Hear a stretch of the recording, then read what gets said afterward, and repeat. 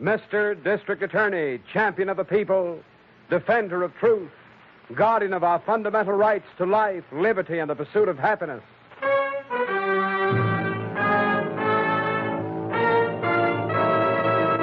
Mr. District Attorney is brought to you by Vitalis, Vitalis.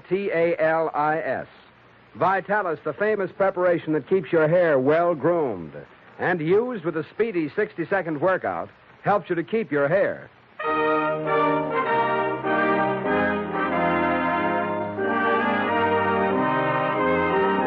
And it shall be the duty of the district attorney not only to prosecute to the limit of the law all persons accused of crimes perpetrated within this county, but to defend with equal vigor the rights and privileges of all its citizens.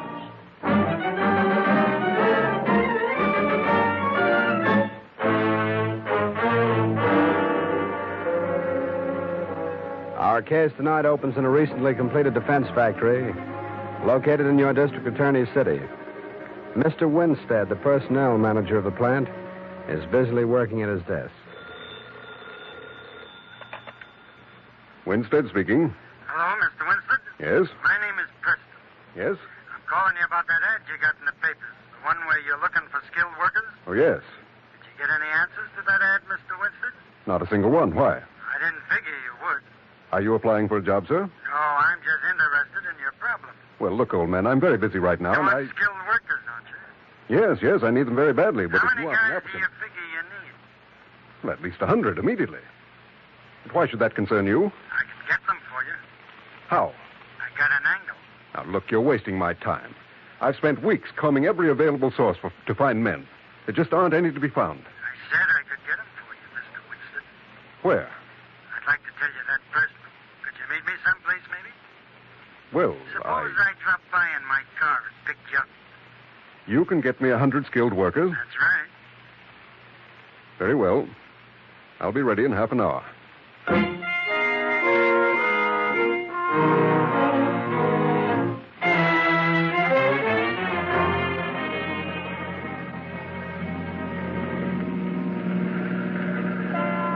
Where are we going, Mr. Preston? Oh, we'll just ride around a little. I can't spend much time with you. Well, this shouldn't take long, Mr. Winstead. You say you can get me 100 skilled workers? Is that all you need? No, I can use as many as you find. We're working on a very important government war contract. Uh-huh. It's being delayed by lack of manpower. I've got to get men. Well, I'm the guy that can do it for you. Oh? Yeah, I got an angle. What is this angle?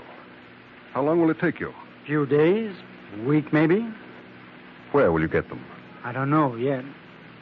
You certainly make this all sound very mysterious. Well, you wouldn't tell me your business secrets, would you? Just what do you get out of it? Well, I collect what you call a commission like. Oh, from the workers? Oh, no. From you. How much? Say 10% of each guy's pay. Their first week's pay. You kidding? Why, that wouldn't even pay my expenses. Well, what is your price? 10% every week as long as you use them. Well, that's ridiculous. They might work at our plant for years. Sure. That could amount to almost $1,000 a week. I know. That's way out of line, Mr. Preston. That's my price. No cut rates. So how about it, mister? Well... If you stall around, it'll cost you more. All right. It's a deal. Okay. Where can you be reached if I want you? A friend of mine runs that bowling alley over on West Street. You can get me there. Very well. Now, I think we ought to put our deal in writing, Mr. Winstead.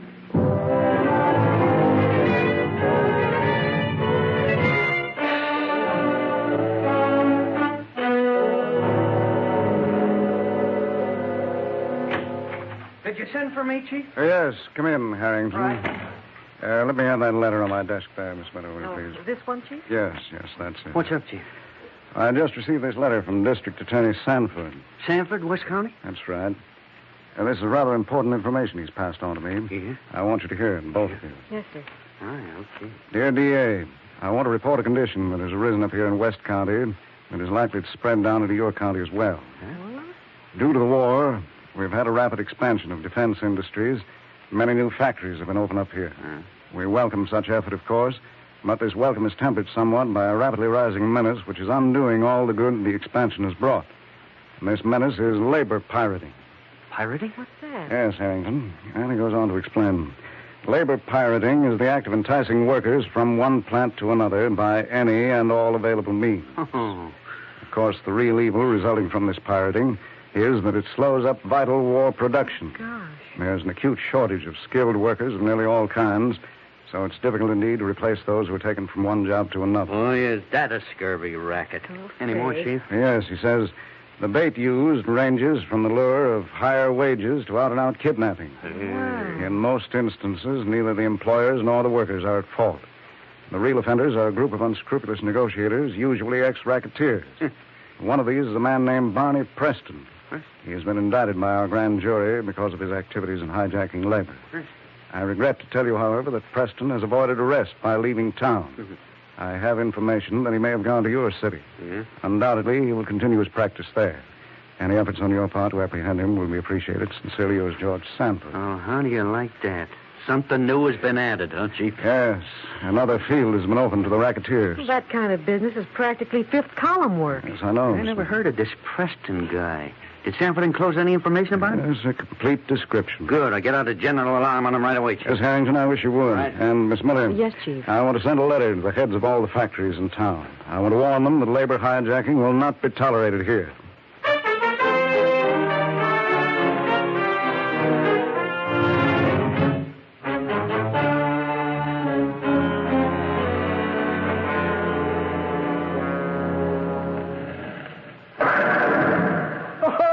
A nice one, Eddie. Gives you a spare. Yeah. Now, how's the bowling going, fellas? Oh, hello, Mr. Monroe. Hi. I'm sorry I can't use that other alley. We're short of pin boys tonight. Oh, that's okay. We can do enough damage to one alley. Right, Eddie? Sure.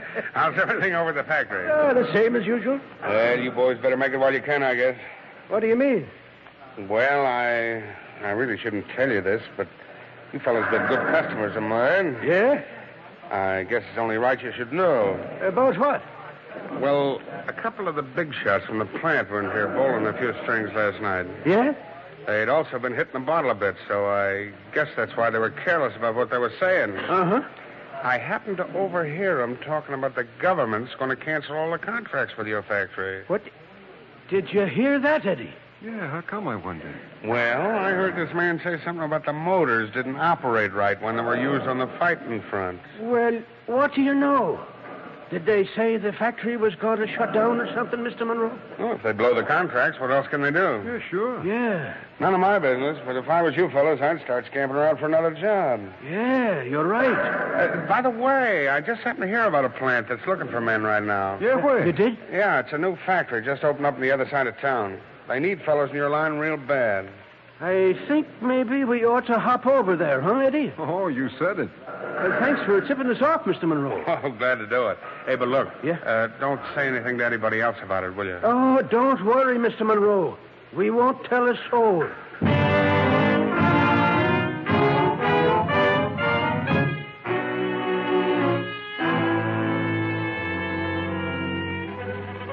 Now, the way I got it was this, see? The government's canceled the contracts, and the plant closes down next week. Sure. I heard it from one of the managers.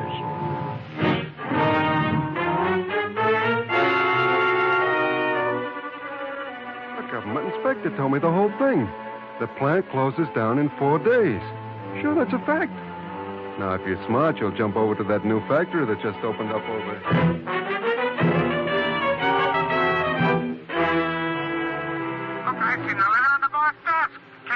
Washington. Yeah, they got orders to close the plant tomorrow. I don't know about you guys, but I'm going over to that new factory that just opened.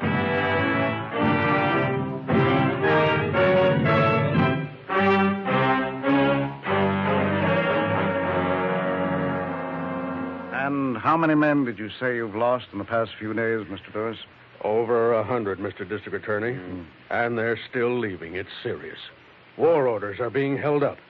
That's why I came here to see you this afternoon. Well, did you tell him there was no truth to the rumor? Well, yes, of course. But the story has been magnified so by now that there just doesn't seem to be any way of stopping it. Well, a published statement of denial from the government ought to take care of that. I'll arrange for you at once, sir. Well, that would help. But it still doesn't get back the men I've lost. No, I'm not. Hey, look, Mr. Lewis, have you checked up on where these guys of yours have found new jobs? Yes. Most of them have gone over to that new factory on the north side. Are you sure of that? Yes. They're doing important work, too, of course. War orders, but so are we. They've got no right to hire my men away from me. Yeah, Chief, I guess that guy's in town, all right. Yes, I'm afraid he is. Who's that? There's a man named Preston. Oh. He's a racketeer who specializes in hijacking labor. Say, tell me, Mr. Lewis, do you know why your men left? Is this new plant paying higher wages? No, they're not. I'm sure of that. We're both paying union scale, and my men were getting plenty of overtime. I see. I've already spoken to Mr. Winstead over there. He's the personnel manager. Winston. I asked him to explain the coincidences that made so many of my employees go to his place for work. What did he say to that? He just denied any knowledge of conspiracy. Well, suppose I talk to him. Yeah, his number is Maine 2800. All right, thank you. Yes? Miss Miller, would you get me Maine 2800, please? Yes, sir, right away. I want to talk to a Mr. Winstead. Right, Chief. Have you any idea how this rumor started, Mr. Lewis? No, I haven't been able to trace it at all. It sure don't take much to make them spread, does it? I should say not. All right, I'll take it. Yes? I have Mr. Winstead for you, Chief. Oh, fine. Put him on. Go ahead, please. Hello? Hello, Mr. Winstead. This is the district attorney. Oh, yes. How are you, sir? I'm fine, thank you. What's on your mind? Well, I have Mr. Lewis, the president of Amalgamated, here in my office. Yes? We're trying to track down the source of this rumor that's robbed him of some of his best workmen. Oh, I see. I understand that most of his employees have gone to work for you. Is that correct, sir? Well, I guess we have hired some of his former employees. Well, why did they select your plant? No, I don't know, Mr. District Attorney. The reason I ask is that we believe there's a man named Preston behind all this. He specializes in hijacking labor. I wondered if he'd been to see you. Why, no. I see. Well, thank you very much, Mr. Winstead. I may call you again if anything develops. You see, a serious offense has been committed against Mr. Lewis's factory. I intend to prosecute whoever's at the bottom of it. Yes, of course. Well, good day, sir. Goodbye. Did you get anything out of him, Chief? Oh, nothing definite. But he did seem rather upset by my questioning. Yeah? I think I may call on Mr. Winstead. Huh? A good personal talk with him might accomplish a lot. Yeah. I'll see him the first thing in the morning.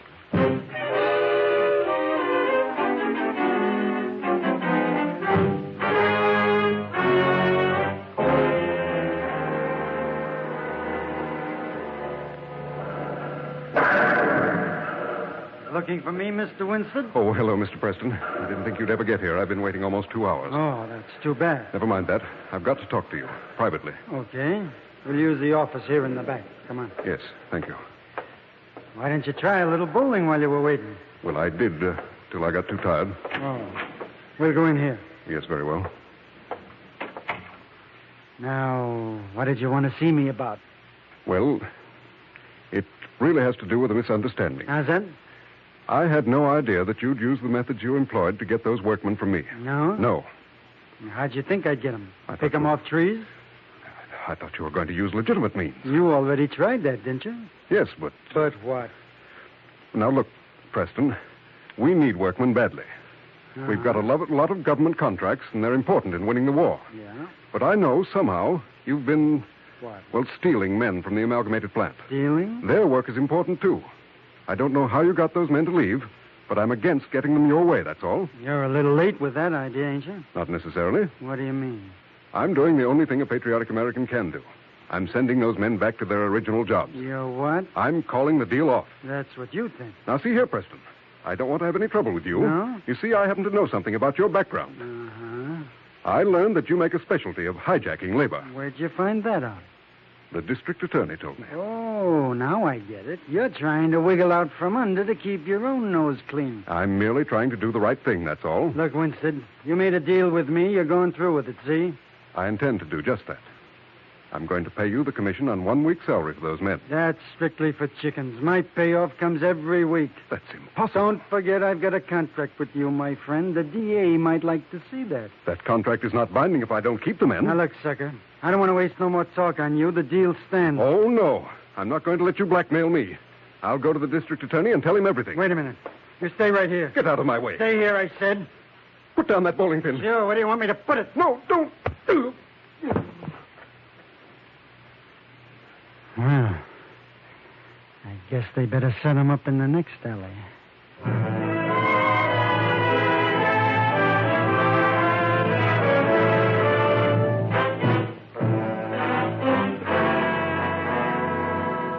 This labor pirating situation is a very serious one for all of us because of the way it cuts down on war production. And now, with Winstead murdered, your district attorney's job becomes doubly difficult. Before we hear from him again, though, you know, men, in these busy days when so much depends on the work we turn out, it's very important to keep physically fit. And that's why we get as much outdoor exercise as we can. It's so good for our general health. But it can be mighty bad for your hair, for the hot sun bakes it and makes it look dry. And the shower bath or swim afterward drenches your hair, making it look lifeless and stringy. Yes, that's true. But there's an easy, speedy way to help overcome the damaging effects of sun and water. A 60-second workout with Vitalis. Vitalis. Vitalis. This brisk massage with Vitalis loosens your scalp, stimulates the circulation, routs unsightly, embarrassing loose dandruff, and helps to prevent excessive falling hair. The pure vegetable oils of Vitalis come to the rescue of your oil-depleted scalp. So when you comb your hair, it lies smartly and smoothly in place and looks well-groomed. That's why thousands of men in all walks of life use Vitalis and the 60-second workout, in spite of summer sun and soaking water. This famous Vitalis workout helps you to keep your hair for the days to come and keeps your hair good-looking every day.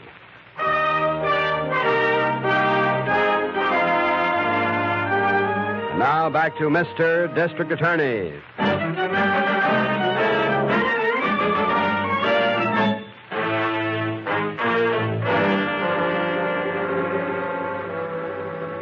Mr. Winstead's body was found early this morning, Miss Miller. Where, Chief? In a ditch beside a road on the outskirts of town. Well, how was he killed? Hit on the head with a blunt instrument. Oh, that's terrible. Yes. Were there any other clues? And the police are working on that now. Oh. The thing that bothers me is I might have prevented this if I'd gone to see him last night. Oh, I doubt that, Chief. I honestly do. Well, Where's Harrington? he went over to Winstead's factory to see what he could pick up. Chief, do you suppose this man Preston killed Winstead? That's quite likely he did, yes. Well, the police still haven't been able to find any trace of him. Oh, I know. Excuse me, Chief. Yes, come in, Harrington. Okay. How did you make out? Well, I picked up some very tantalizing information. Good or bad? Well, one thing is very good. You can make book now, Chief. That the killer was this Preston guy. Oh, really? Yeah, I got that from Winstead's secretary. Well, how did she know? Well, she didn't. It's what she told me that adds up to that. Yes, and what was it? Well, right after you called Winstead yesterday, he made another call. He dialed the number himself, but his secretary happened to overhear him ask for a Mr. Preston. I see. Well, Preston wasn't there, but he was expected. So Winstead told whoever was on the other end of the line that he'd be right over. Then he grabbed his hat and hightailed it out. Well, does the secretary know what number he called, Harrington? No, she don't. And there's no way of checking it either. I see what you mean by tantalizing information. Yeah. We know everything but the whereabouts of the murderer and the location of his hideout. Yeah. Well, where do you go from there, Chief? Well, there's one thing we can try to trace to its source. What's that? The origination point of that rumor. We can be reasonably sure now that Preston started it. That might lead us to him. That's right, Chief. But how do you find that source? And I think Harrington can help us out there. Me? What do I do? Yes, I want you to go to Winstead's factory. Yeah? I'll arrange for you to get a job there. All right. And try to talk to every man who left Lewis's plant because of the rumor. Right. One of those men must know where that rumor started.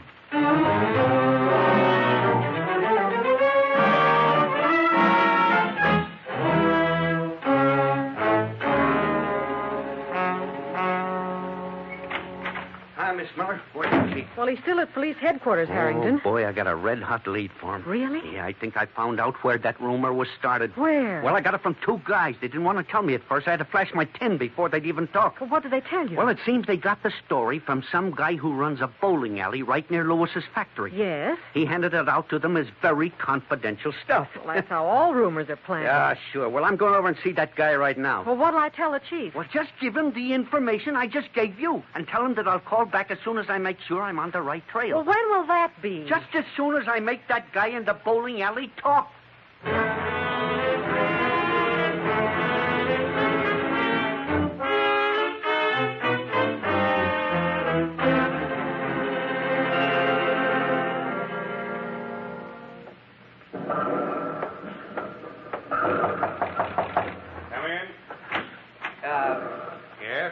Are you Mr. Monroe? Yes, that's right. Oh, good. My name's Harrington, District Attorney's Office. I want to ask you a few questions. Okay. Sit down, Mr. Harrington. Thanks. What seems to be the trouble? Well, I'm on a kind of a tough assignment. Yes? Yeah, I'm chasing a rumor. See any laying around here? No, but that don't prove nothing. They never show up till you get them in the light. Oh, that makes it tough, huh? Yeah, well, not always. What made you look here? Well, I got information that this is the place where the particular rumor I'm chasing got started. Is that so? Yeah, as a matter of fact, Mr. Monroe, I understand that you were the guy who put it underway. What was this rumor? Well, it had to do with the factory across the street closing down. You spread that report, didn't you? No. No? I might have talked about it, but that was only because of what I'd heard some other guys say. But you did talk about it to men who were working in that plant. Well, sure. Yeah. They were good customers of mine. I didn't want to see them wind up on the limb. No. Monroe, did you ever hear of labor pirating? Well, suppose I ask you another question. Did you ever hear of a guy named Preston? Barney Preston? No.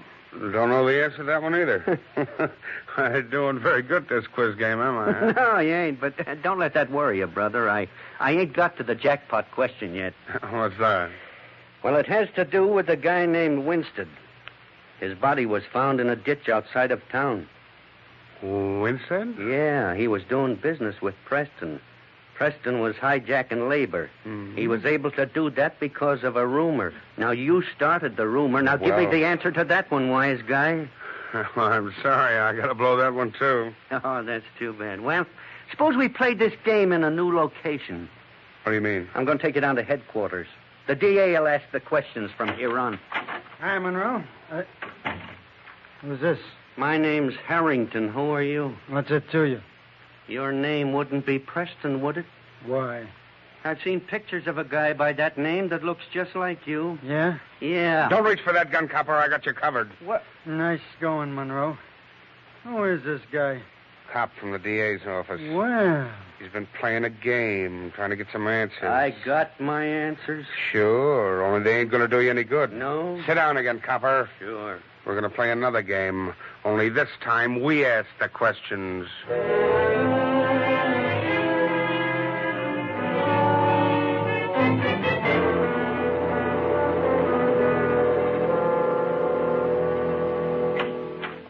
Is that you, Chief? Yes, Miss Hunter. Well, how'd you make out at headquarters? Oh, very well. I examined Winstead's body and found what may be an important clue. Really? Yes, it more or less identifies the type of place in which he was killed. Oh, that's swell, Chief. Have you heard from Harrington? Well, yes, he came in about an hour ago. He seems to have found something, too. Well, the source of the rumor? Yes, at least he thought so. Mhm. He was on his way to investigate when he called. Who is he after?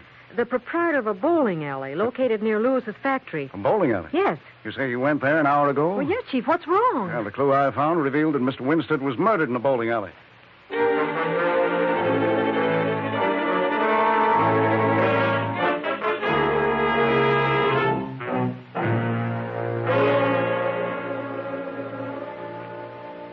What do you want to jockey around with this guy for, Monroe? Let me knock him off now and get him out of here. No good.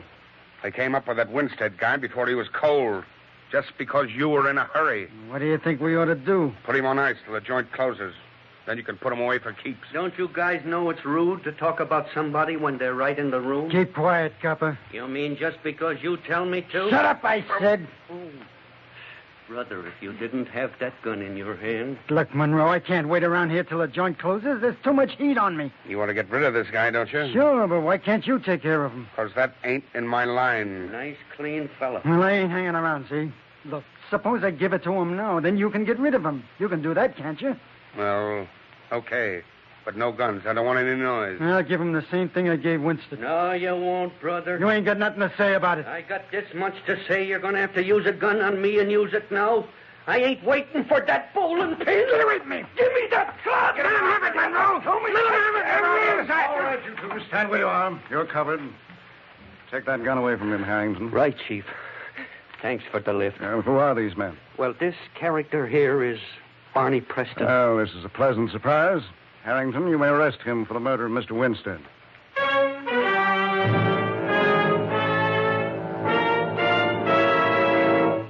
Of course, we know Preston murdered Mr. Winstead. But how can your district attorney be so certain of it? Well, we'll hear the unusual clue that gave him the solution of the case in just a moment. First, men, when you crawl out of bed these August mornings and your face feels hot and sticky, enjoy a quick, smooth shave with Ingram's. Yes, with Ingram's shaving cream. Because Ingram's lather is purposely made cool to make your face feel cool and keep it feeling cool for hours. But that's not all this cool lather of Ingram's does for you. It piles up on your face in great velvety billows. It conditions your skin and softens and wilts your whiskers. Gets your beard and skin all ready for your razor. So with Ingram's shaving cream, you shave quickly. Yes, some men say that by using Ingram's, they cut minutes off their shaving time. Also, you shave smoothly and cleanly and look younger when you're finished. Finally, you shave pleasantly, for the cool lather of Ingram's makes your face tingle with a feeling of delightful coolness, and it keeps your face feeling cool long after you put your razor away. So, men, why don't you use Ingram's? That's Ingrams. Ingram's shaving cream. It's that famous shaving cream that you can get in either a jar or a tube, whichever you like. Now, why not get a jar or a tube of Ingram's from your druggist tonight and enjoy a quick, clean, cool shave with Ingram's tomorrow? Now, here is your district attorney. Well, ladies and gentlemen, I think the first thing you should know is that we were able to get a conviction against Barney Preston for the murder of Winstead. And he paid for this crime with his life. Oh, Chief, I think you should tell the folks about the clue that you found when you examined Winstead's body. Very well, Miss Miller. That clue was some powder-like substance that I found under one of Winstead's thumbnails. On examination, this substance turned out to be a special kind of chalk that bowlers use to keep their fingers dry when they handle the ball. I was then able to establish that Winstead must have been in a bowling alley at some point just before his death. And that's why you came running over to Monroe's alleys on the double, huh, Chief? Yes, Harrington. I knew there was a good chance of your meeting the same fate. Oh, I'm glad you sent that Monroe guy away, too, Chief. He was getting a cut from Preston. He'll have time of 15 years to think up some new rumors before he gets out. Yes, and speaking of rumors, Harrington, I'd like to repeat at this time a message that I sent to every employer and war worker in our city. And these were the words. If you are engaged in any work that will help our nation win this war, stay with your job. Don't listen to rumors or offers of better pay or even seek easier work. The production line is the front line here at home. Anyone who disrupts this line is guilty of sabotage, just as Preston was. This is the people's war. By your effort, we can win it. Right, Chief. And if a guy's looking for a job where he can help win this man's war, the place to find out where he's needed is the nearest United States Employment Service Office. They can give all the dope on all kinds of defense jobs. Yes, indeed they can. What about next week, Chief? Well, next week we'll have another dramatic case, the case of the phony payoff. It's a colorful and exciting story. I hope you'll remember to join us again next Wednesday, and until then, thank you and good night. The names of all characters in tonight's dramatization are fictitious, and any resemblance to names of living persons or actual places is purely coincidental. Jay Johnston was featured in the title role. Len Doyle as Harrington, Vicky Vola as Miss Miller. The music was under the direction of Peter Van Steeten, and the authors were Ed Byron and Jerry Devine. Mr. District Attorney is brought to you by the Bristol-Myers Company, makers of Vitalis, used by more men to keep their hair well-groomed than any other preparation of its kind. Just think of the word vital and add I-S. Vitalis, Vitalis for your hair.